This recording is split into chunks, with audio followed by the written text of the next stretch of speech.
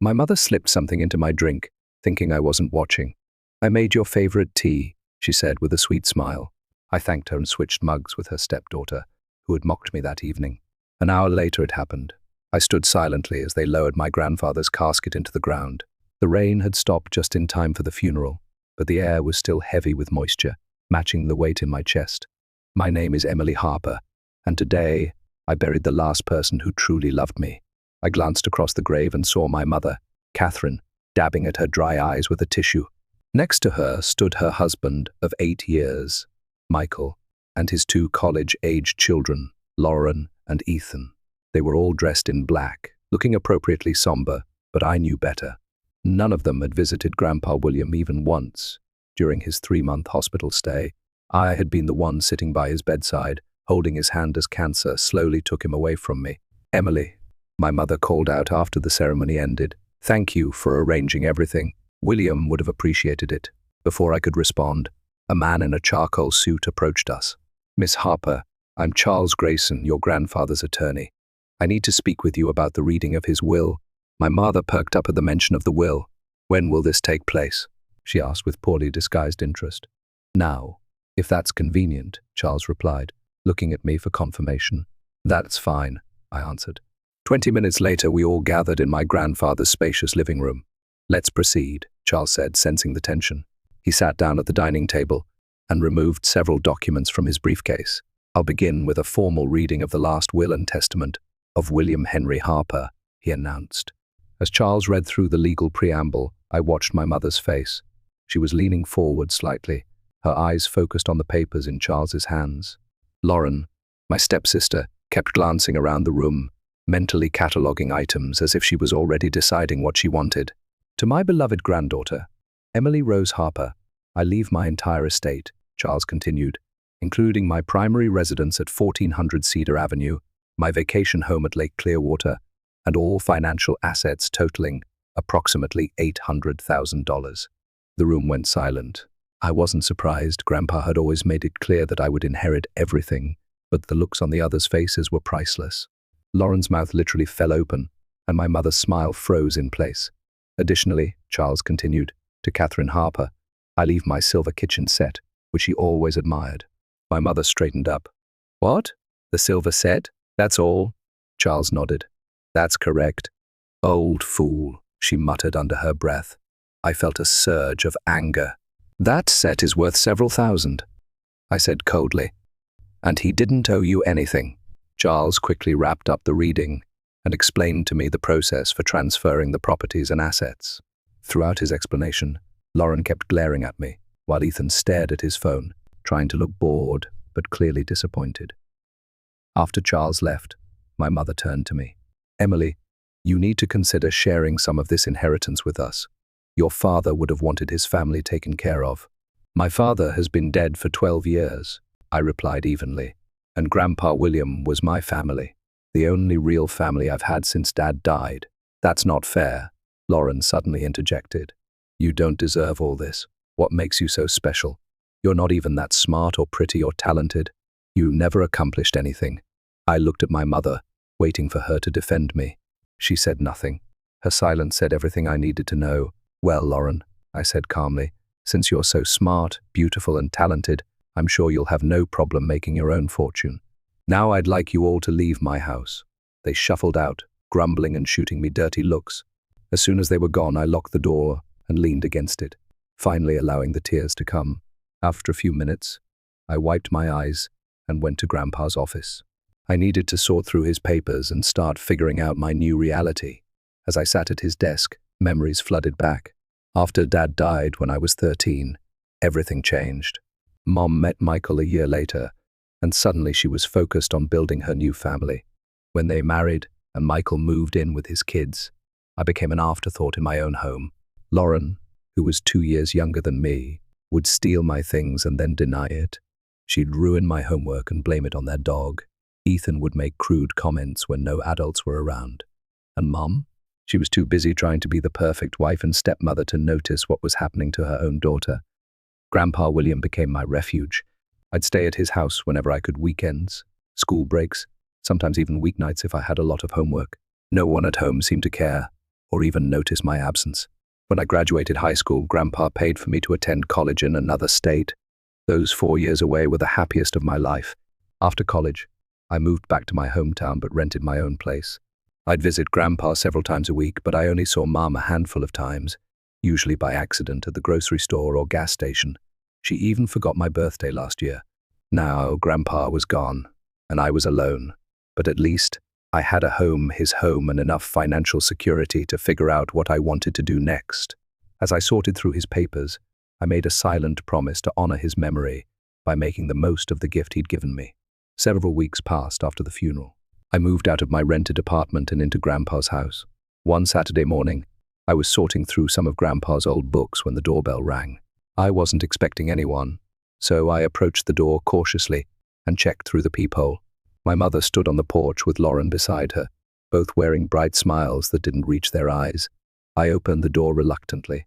"Mom, Lauren, what are you doing here?" "Emily, sweetie." My mother stepped forward and hugged me before I could react. "I've come to pick up the silver service William left me. I figured it was a good chance for us to catch up, right?" I said, stepping aside to let them in. "It's in the kitchen cabinet, same place it's always been." Mom headed straight for the kitchen, while Lauren lingered in the living room, her eyes scanning every corner like she was taking inventory.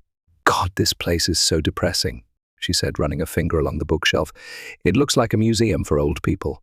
If this was my house, I'd get completely new furniture, new paint, maybe knock down a few walls to open it up." "Well, it's not your house," I replied calmly, "and I happen to like it this way." Lauren rolled her eyes. "Whatever. You always did have weird taste."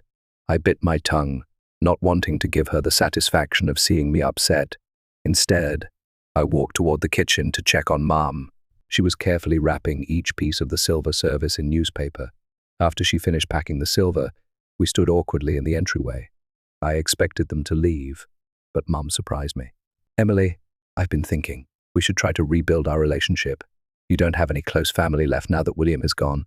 I almost laughed at her sudden interest in my well-being. "That's true," I said non-committally.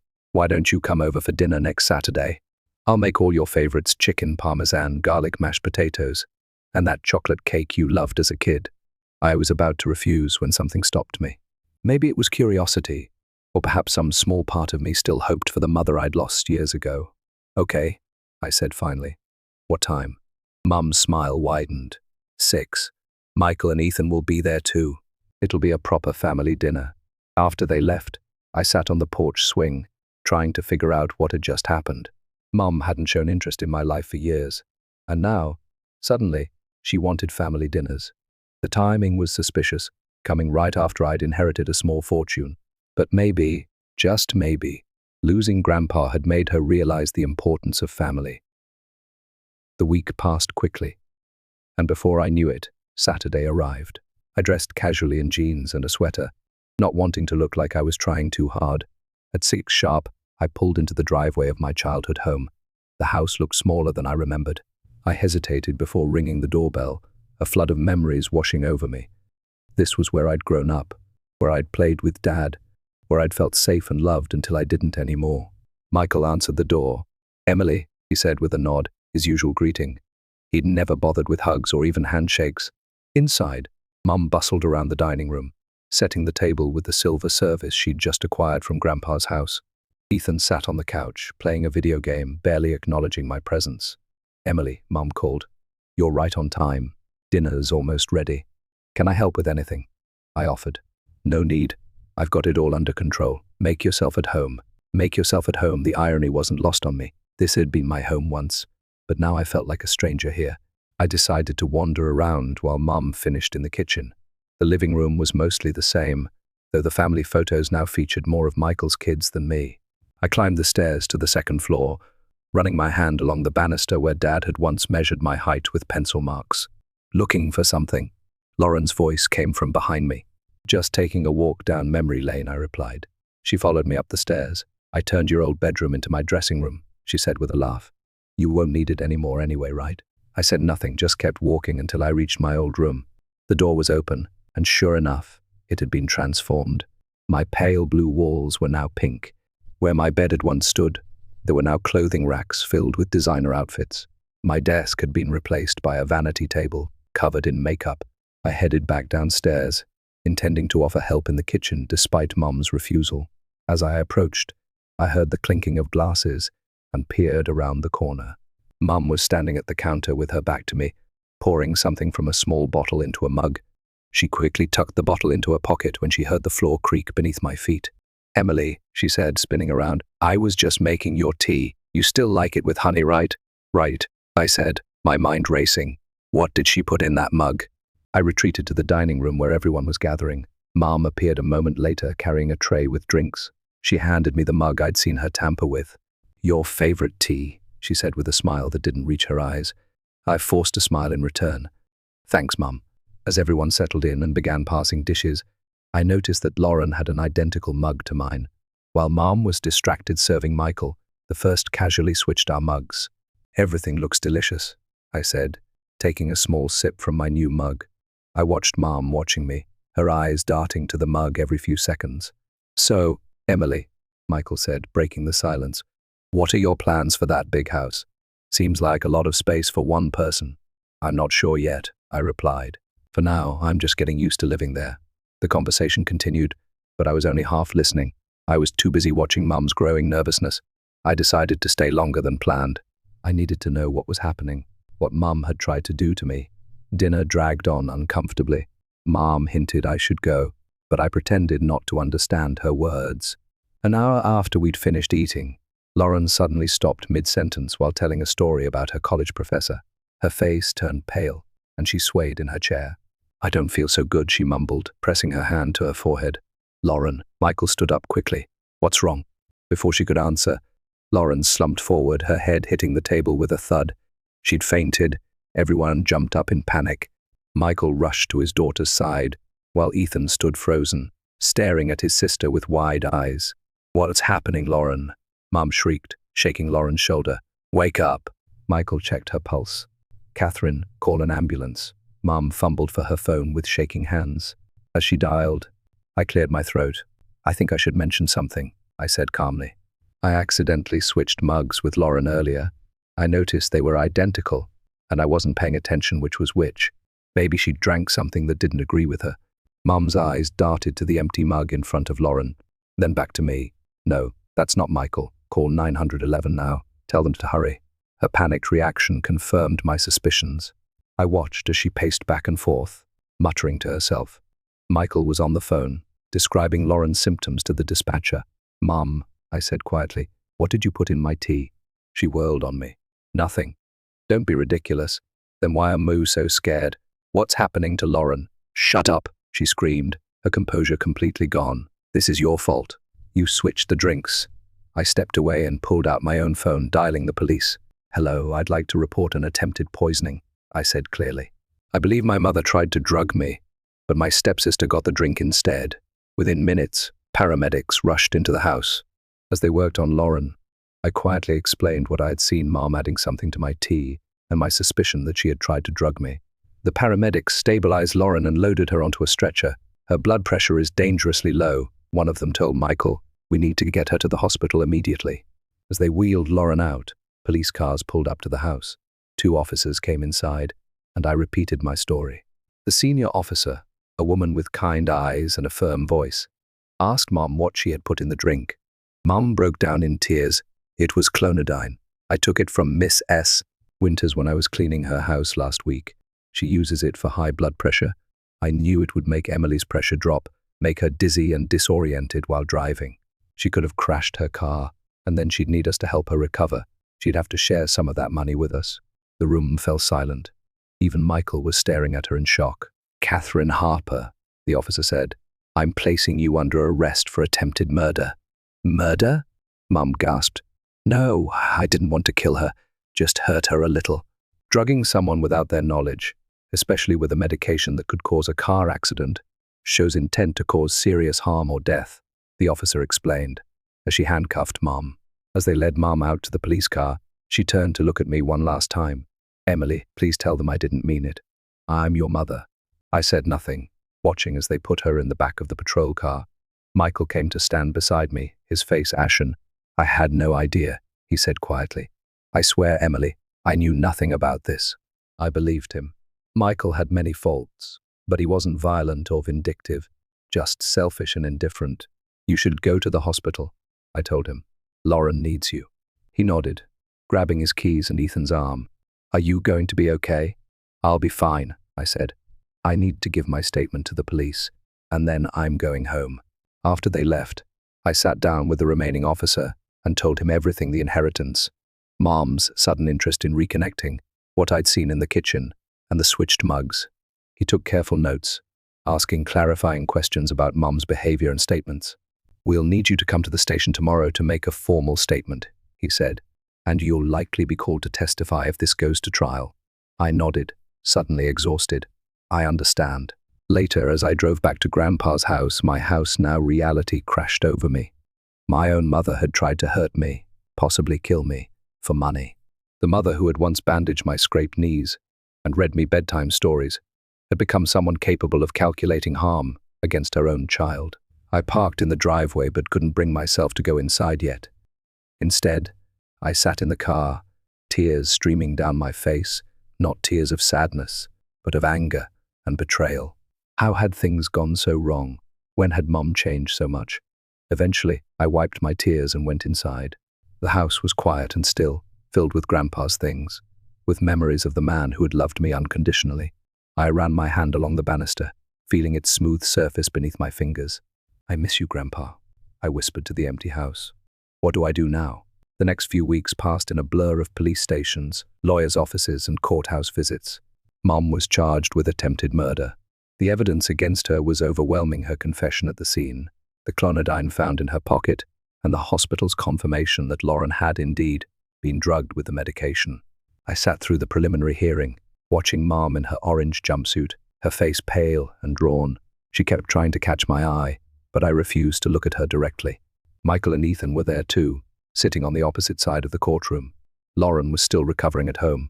Mom's public defender tried to argue that she never intended to kill me, just cause a minor accident, but the prosecutor countered that giving someone a blood pressure medication that could cause them to lose consciousness while driving showed a reckless disregard for human life.